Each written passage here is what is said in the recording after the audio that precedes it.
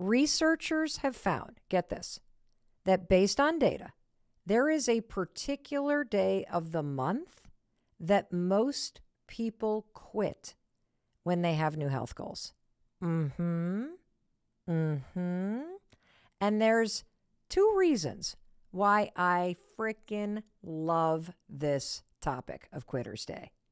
First of all, nobody talks about it. I mean, just stop and think. If there's actually a day where most people quit, I'd like to know that day. Wouldn't you like to know that day? Of course you would. And that brings me to the second reason why I'm so excited about this topic. If you know the day that people are most likely to quit, you can take the steps to avoid it. It's kind of like a pothole in the road, right? You can just steer right around it if you see it. And if you expect it, you can navigate around it.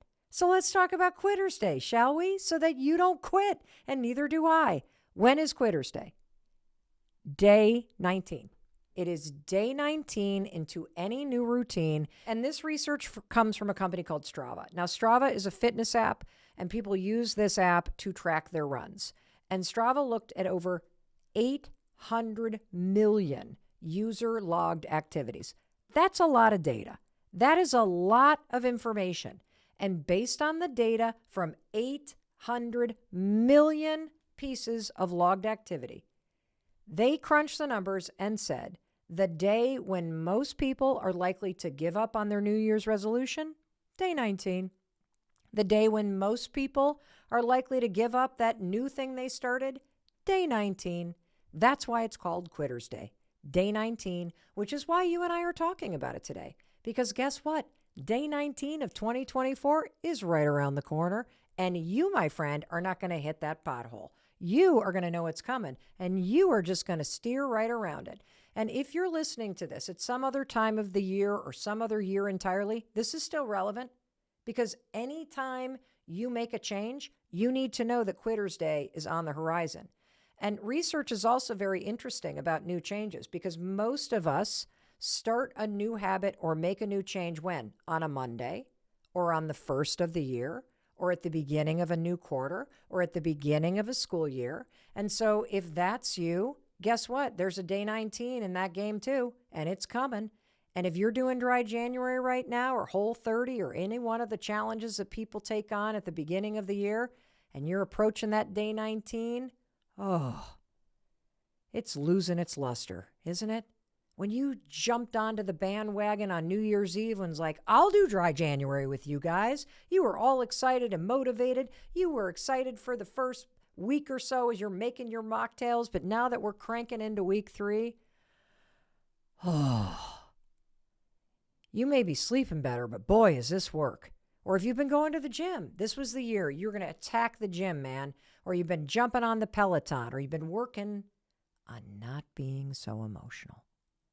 Not being so reactive. Just let them to the people around you. Isn't it interesting? It's kind of easy week 1.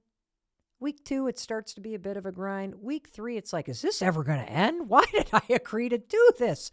I'll tell you why this is hard, because managing this change, holy smokes, it's a lot of energy to create new neuroplasticity. It's a lot of energy to rewire your nervous system. It takes a lot of activation energy to break through old habits. That's why we quit, because the newness is worn off. It's not that motivating anymore, is it? It's not that exciting. It's not that shiny. You may even start to feel what I always feel right around this time. You know what I always feel? I feel mad at myself. I feel mad at myself that I actually agreed to do this BS. I start rebelling against myself. I start being angry that I actually agreed to take this on. I might even be snippy at Chris when I'm like, we have to go for a walk. I know I agreed to go for a walk every day after dinner, but I don't want to go for a walk. And I know you know what I'm talking about. And here's the other reason why we start to feel like quitting right about now. I'll tell you why. Are you seeing any results? I'm not seeing any results. I mean, This is hard work to change my life. I kind of thought if I just stopped eating gluten, all of a sudden the menopause middle would be gonzo by now, but I'm not seeing the results I wanted to see.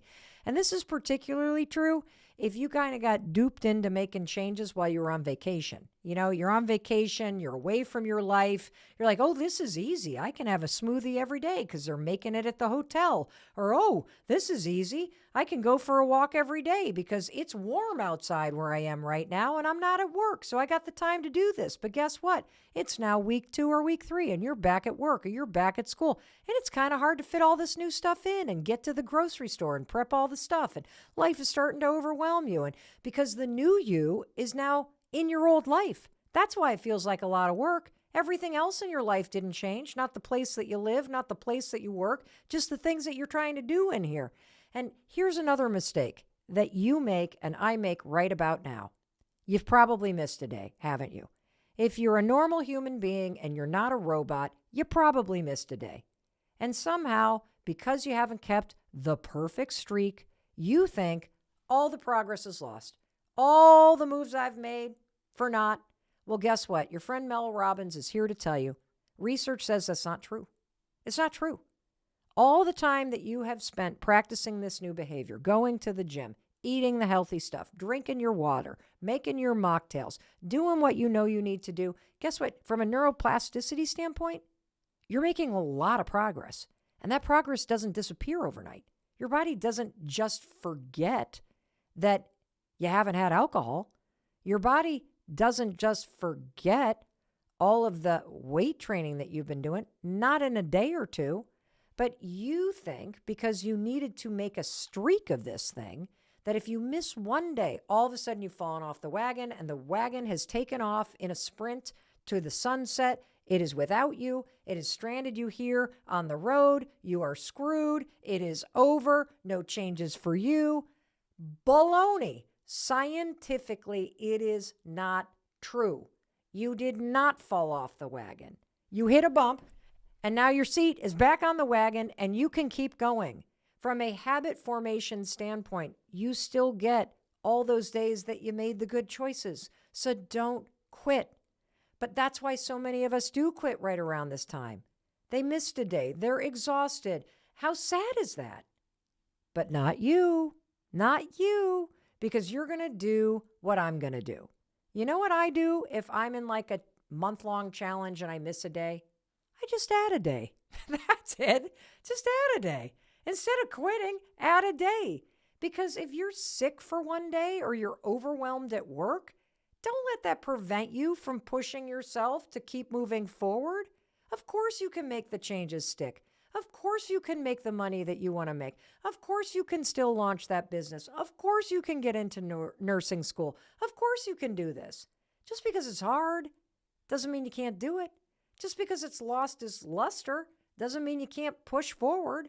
In moments like this, I'm going to tell you something. 2 things really help. First of all, you got to remind yourself, why did you want this change in the first place? You know, you're standing there, you're tired, you don't feel like doing it. Why did you want to do this? And this works so well. This is research from the University of Oregon. I have talked about this now on multiple podcasts that we have released in the last month. I have even given you a free resource that you can still get your mitts on. You can download it in less than a minute at melrobbins.com/bestyear. Several 100,000 fellow listeners have already downloaded this from around the world. Do not miss out on living the life you could be living, because this will help you answer, what do you want and why do you want it? And once you figure out, why do I want this? Why do I want to spend a month not drinking? Why do I want to spend a month eating whole foods? Why do I want to spend a month in a experiment where I've removed gluten or dairy or sugar or something for my health? Why do I want to put in resistance training? Why do I want to get serious about making some money here? Huh? Why do I want to do that? Why do I want to heal? When you know that, there is no frickin' quitter's day for you, because you know what you want and you know why you want it. Holy cow. I haven't talked to you about this thing called Quitter's Day. It is a legit phenomenon. There is a particular day of the month that most people quit